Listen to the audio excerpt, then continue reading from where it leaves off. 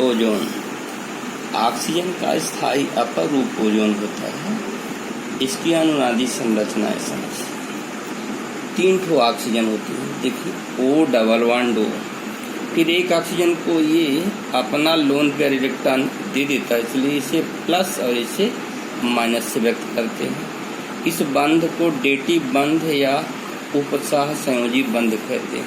इसकी दूसरी अनुनादी संरचना को यदि देखा जाए तो जो आप ये कोऑर्डिनेशन बॉन्ड इधर बनाए हैं तो इधर बना दिया, डबल बॉन्ड इधर कर दिया, ये डबल बॉन्ड इधर कर दिए, कोऑर्डिनेशन बॉन्ड ये हो गया, तो ये प्लस और ये माइनस, और ये हो गई फर्स्ट संरचना और ये हो गई सेकंड। इन दोनों संरचनाओं का ये अनुनादी संकर है।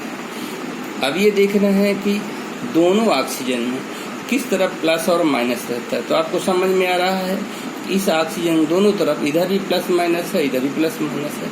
इसलिए ऐसी स्थिति में हम एक बॉन्ड को ये डैश डैश से व्यक्त करते हैं, तो ये प्लस और आधा माइनस इधर और आधा माइनस इधर।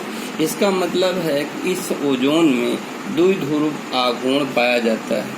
इसकी बंध लंबाई 127.8 पिकोमीटर होती है और इसमें संकरण, क्योंकि देखिए ये यहाँ से समझ लीजिएगा संकरण में, तो आपको समझ में आ रहा होगा कि इसमें 2 सिग्मा बंध हैं और एक लोन पेयर पाया जाता है, इसीलिए संकरण कौन सा होगा, sp2 संकरण। अब विरचन बनाते कैसे, तो ये जब हम ऑक्सीजन को साइलेंट इलेक्ट्रिक डिस्चार्ज कराते हैं तो हमें 10% ऑक्सीजन काहे में बदल जाती है, ओजोन में परिवर्तित हो जाती है, केवल 10%।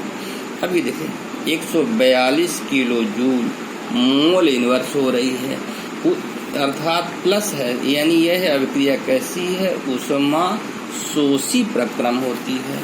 इसके लिए जो उपकरण उपयोग किए जाते हैं उन्हें ओजोनाइजर कहते हैं। अब देखिए ओजोन की एक विशेष अभिलाक्षणिक गंध होती है, यानी इस गंध से पहचान की जाती है। इसकी सांद्रता यदि 100 ppm से अधिक बढ़ जाए तो सांस लेने में असुविधा होती है, मिचली आने लगती है, लेकिन यदि इससे कम रहे तो कोई परेशानी नहीं होती। ऑक्सीजन के रूप में विघटन होने से ऊष्मा मुक्त होती है तथा एंट्रोपी में क्या होती है, वृद्धि होती है।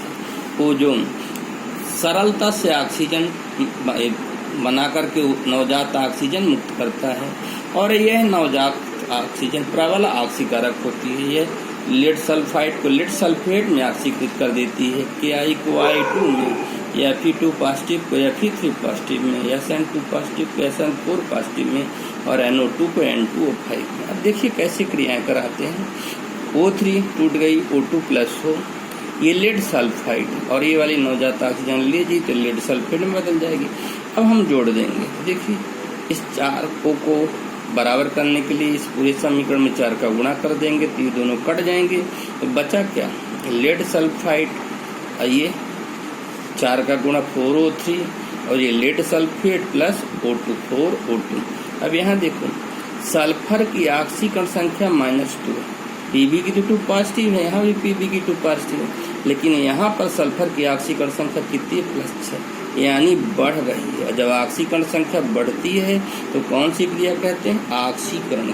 और देखिए दूसरी क्रिया वही O3 = O2 + O, ये Ki को हमें I2 में बदलना है। अब बचा क्या, K, तो K के लिए हम H2O ले लेते हैं, उधर से नवजात ऑक्सीजन तो काहे में बदल जाता है, KOH में। देख लीजिए Ki H2O + O3 और I2 + 2 KOH + O, यहाँ I-1 और I2 0, यानी ऑक्सीडेशन नंबर बढ़ रही है, इसलिए कौन सी अभिक्रिया होगी, ऑक्सीकरण। O3 = O2 + O, FeSO4 + H2SO4 + O, यहाँ से मिल गया और ये बन गया फेरिक सल्फेट और साथ में H2O। अब जोड़ दीजिए, तो जोड़ेंगे तो O कट जाएगा तो बचेगा 2FeSO4 + H2SO4 + O3 Fe2SO4 का होल थ्राइड + O2 + H2।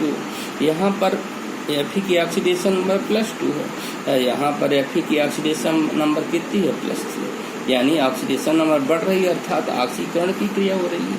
ये O3 = O2 + O, अब SN2 पॉजिटिव से SN4 पॉजिटिव बनाना है तो ये SnCl2 और बढ़ाने के लिए हम क्या ले लेते हैं HCl, उधर से O, फिर SnCl4 में बदल गया और ये H2 और ये O मिल गया H2, जोड़ेंगे तो कट जाएगा तो SnCl2 plus 2HCl plus O3 equal to SnCl4 plus H2O plus O2। अब देखिए +2 से +4, अब O3 equal to O2 plus O, 2NO2 plus O equal to ये है N2O5, जोड़ेंगे तो क्या हो जाएगा 2NO2 plus O3 equal to O2 plus N2O5। यहाँ पर नाइट्रोजन की ऑक्सीडेशन नंबर कितनी है +4 और यहाँ पर +5, अर्थात वृद्धि हो रही यानी ऑक्सीकरण की क्रिया हो रही। उपयोग यह एक जर्मनाशी तथा रोगाणु रहित करने में उपयोग की जाती है। तेल, हाथी दांत और आरे तथा स्टार्च आदि को विरंजित करने में भी इसका उपयोग की जाती है। O3 एक प्रबल ऑक्सीकारक की तरह एक क्रिया करती, क्यों क्रिया करती है?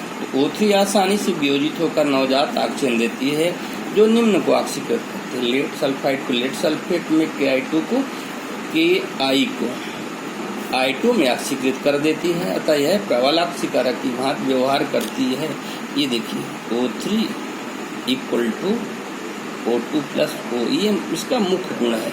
यदि ये ना हो तो ऑक्सीकरण न हो। O3 का मात्रात्मक आकलन कैसे किया जाता है? जब हम इसे ओजोन बोरेट बफर उभय प्रतिरोधी होता है जिसका pH मान 9.2 युक्त होता है, यानी 9.2 के आसपास होता है। ऐसे प्रतिरोधी बफर को जब हम पोटेशियम आयोडाइड विलयन के अधिक से अभिक्रिया कराते हैं तो आयोडीन मुक्त होती है, जिसका मानक विलयन सोडियम थायोसल्फेट के साथ अनुमापन करके O3 गैस का मात्रात्मक आकलन कर लिया जाता है। अब आपको लग रहा है कि बोरेट बफर क्या होता है? तो बोरेट बफर एक जैव संकीर्ण तकनीक में उपयोग किए जाने वाला बफर होता है जिसकी संकीर्ण सीमा के भीतर pH मान को यह बनाए रखता है। इसका pH मान 8 से 10 रेंज के आसपास होता है और ये क्षारीय माध्यम का क्षमता वाला होता है। अगले दिन यानी कल हम आपको सल्फर, ऑक्सीजन यहाँ से समाप्त हो जाता ऑक्सीजन के कंपाउंड, अब सल्फर और सल्फर का ऑक्सीजन यानी सल्फ्यूरिक अम्ल के बारे में बताएंगे।